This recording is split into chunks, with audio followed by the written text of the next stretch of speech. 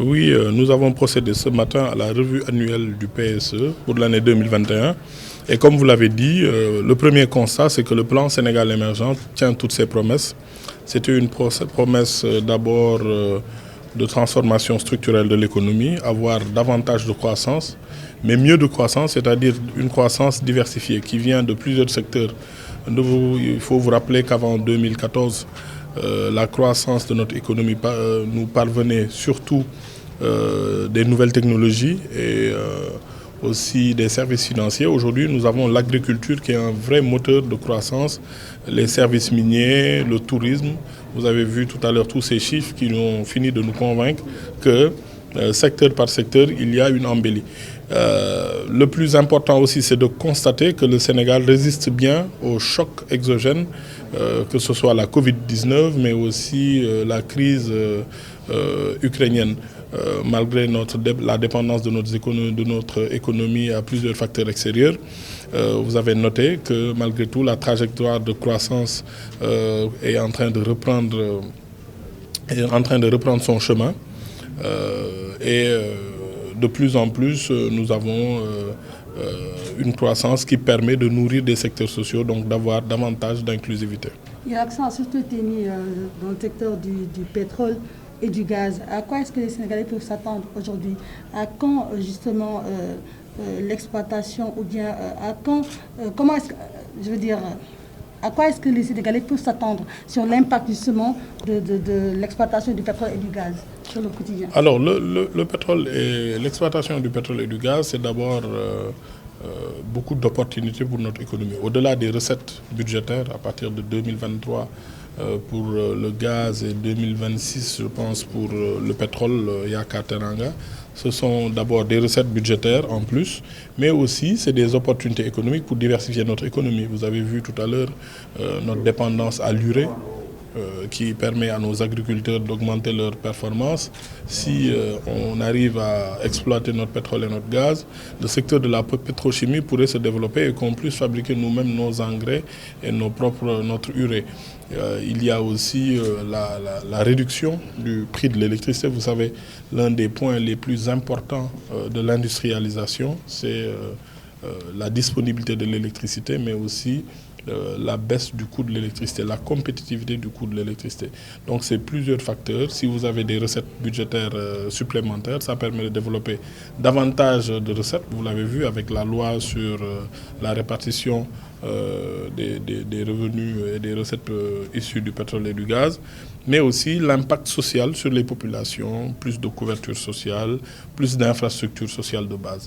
Donc ça, c'est important. Mais aujourd'hui, sur le plan Sénégal émergent, vous avez noté aussi que dans beaucoup de secteurs, les améliorations continuent. C'est l'agriculture, vous avez vu, c'est l'élevage, c'est la production. Vous avez vu que la production d'œufs, la production de lait, la production de viande, les spéculations agricoles de base, les céréales, nous sommes arrivés à un moment où nous sommes presque à 400 000 tonnes de l'autosuffisance en céréales. Donc il faut encore des efforts pour y arriver puisque l'autosuffisance normalement est à 4 millions de tonnes. En 2012, nous étions à 2 millions de tonnes. Aujourd'hui, nous sommes à 3 600 000 tonnes. Il faut encore davantage d'efforts dans ces secteurs. Vous avez vu aussi que sur les réformes, on a les structures publiques qui, en 2012, ne reversaient que 4 milliards à l'État en termes de dividendes. En 2020, ils ont reversé plus de 50 milliards de dividendes et cette année, on est à plus de 120 milliards de dividendes, 128 milliards pour être plus précis. Donc ça montre les performances de l'administration du point de vue de l'efficacité, mais aussi du point de vue de la rentabilité des actifs qui sont gérés par l'État du Sénégal. Donc beaucoup de secteurs sur lesquels le Sénégal fait des bons graduels, malgré cette conjoncture économique et géopolitique un peu difficile. Le Sénégal a enregistré une forte production, vous l'avez dit, ou du moins le présentateur l'a expliqué durant sa présentation, dans le secteur de l'or, alors qu'ici, les bijoutiers ne parviennent pas à mettre la main sur ne serait-ce qu'un gramme d'or. Dans ce cas, qu'est-ce que vous comptez faire justement Oui, mais vous savez, entre la production de l'or et quelque chose d'un peu particulier, parce que c'est un secteur d'extraction minière au niveau local, dans les régions, par des sociétés qui ont des concessions. Souvent, il peut y avoir ces situations que vous décrivez. Cependant, le Sénégal travaille à mettre en place un comptoir national qui permettrait à nos bijoutiers, de vaillants artisans, de vaillants producteurs, qu'ils puissent bénéficier de l'or au niveau local. Donc ce sont des corrections que petit à petit qui vont se mettre en place avec ce qu'on appelle le hub minier régional. Vous l'avez vu, c'est un projet que le bureau opérationnel de suivi est en train de structurer. L'un des objectifs, c'est de mettre en place cette structure dont je viens de vous parler et qui permettra aux bijoutiers de pouvoir accéder à la production locale d'or. Monsieur le ministre, quels sont principalement les défis pour 2022? Les défis, vous les avez vus, ce sont surtout des défis qualitatifs parce que nous sommes dans une période d'incertitude économique pour tous les pays du monde. Et ce qu'il nous faut, c'est renforcer notre souveraineté. Vous avez vu, par exemple, sur le monde, les questions céréalières. Il y a une tension énorme sur le marché du blé.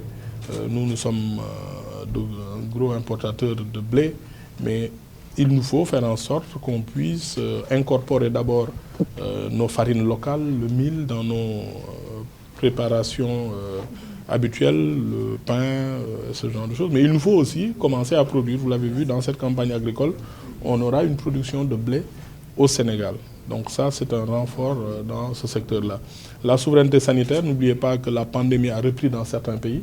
Donc en 2012, nous devons commencer la production de vaccins, mais nous devons aussi accompagner tout ce qui se passe dans le milieu pharmaceutique, notamment avec Médis, avec Teranga Pharma et d'autres structures. Et renforcer aussi notre réseau d'infrastructures. C'est important, les infrastructures, c'est important, ça accompagne le développement parce que ça permet à tous les niveaux d'avoir les éléments de compétitivité qui accompagnent un dynamisme agricole, un dynamisme industriel. Si on a tous ces éléments et qu'on n'a pas les routes qu'il faut, le chemin de fer qu'il faut, les aéroports qu'il faut ou les ports qu'il faut, notre production n'aura pas de valeur sur le marché international. Il y a aussi l'import-substitution. Vous l'avez vu, il y a 2 semaines, nous avons tenu un atelier de restitution de ces études-là. Le Sénégal a fini de lister les 100 produits les plus importés au Sénégal et est en train de mettre en place une feuille de route pour que le secteur privé local ou les investisseurs étrangers puissent s'installer et substituer les importations à une production locale, mais avec tous ces éléments de compétitivité dont je vous ai parlé, de l'électricité en quantité disponible, à un prix compétitif, mais aussi des infrastructures et de la formation professionnelle pour les jeunes. Ça donne beaucoup plus de croissance, des emplois pour les jeunes et aussi beaucoup plus de recettes à l'État du Sénégal. Quels sont les projets?